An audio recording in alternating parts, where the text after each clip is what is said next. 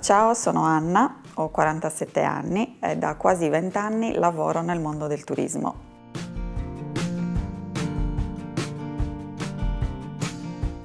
Ho iniziato a lavorare nel mondo dell'ospitalità alberghiera nel 1999 sino al 2016. Ho lavorato in diverse strutture alberghiere del sud Sardegna, in particolare della costa sud-est. A novembre del 2016, dopo una lunga, anzi lunghissima riflessione, ho deciso di lasciare il mondo degli alberghi per guardarmi intorno.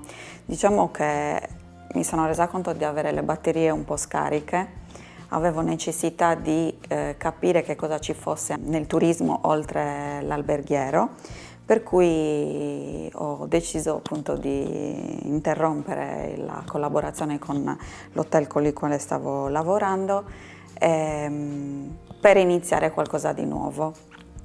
Per cui a gennaio ho fatto un primo corso dove si parlava di home sharing, questa nuova forma di ospitalità che sta prendendo un po' piede.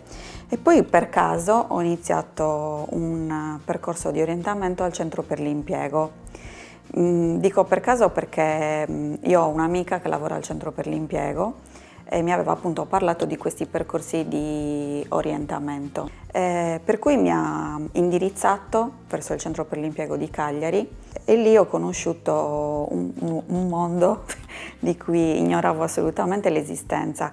Quando senti parlare del centro per l'impiego pensi sempre al vecchio ufficio di collocamento, quindi ti immagini le file per il rinnovo della scheda anagrafica, tutte queste cose molto noiose. Invece al primo piano del centro per l'impiego c'è un mondo che mi sono resa conto che la maggior parte non conosce.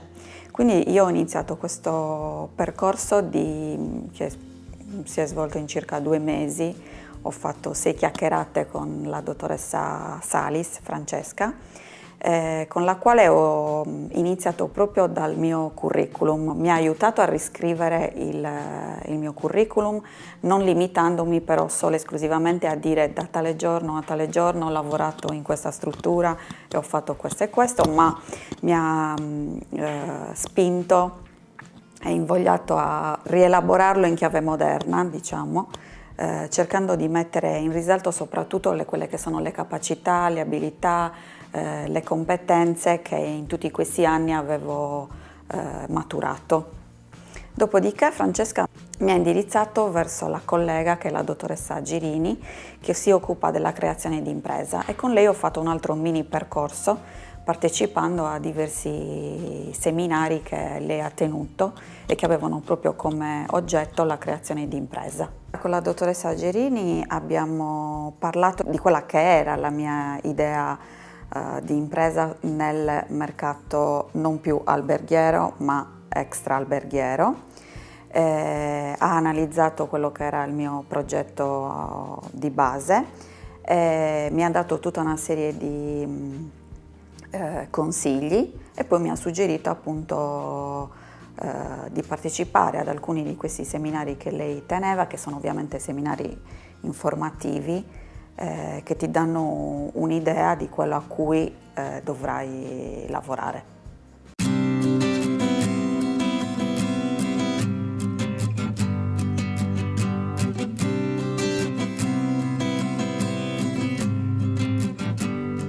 Lasciando gli alberghi e passando al mondo extra-alberghiero, la prima cosa che ho notato è che mentre in albergo ormai è tutto scritto, quindi leggi, normative, ma anche ci sono tante consuetudini ormai consolidate, nel mondo extra-alberghiero è come se fosse un po' ancora tutto da scrivere, standard di ospitalità, servizi di qualità, ci sono dei vuoti anche dal punto di vista normativo di alcune leggi. Diciamo che questo è da un certo punto di vista un po' sconfortante, dall'altro entusiasmante perché vuol dire che puoi magari lavorare, creare, inventare ancora qualcosa. Quello che ho notato che sta cambiando nel turismo è proprio questo, che le persone Oggi vogliono magari fare esperienze anche non solo in hotel, ma anche in altre realtà come possono essere i B&B, le domo, e poi hanno bisogno magari di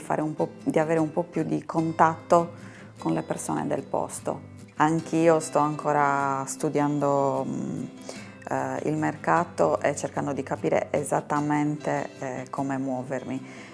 Credo che comunque studiare, formarsi, leggere, conoscere altri posti sia ovviamente non importante ma importantissimo, però la cosa più importante forse è avere la propria idea, un'idea originale che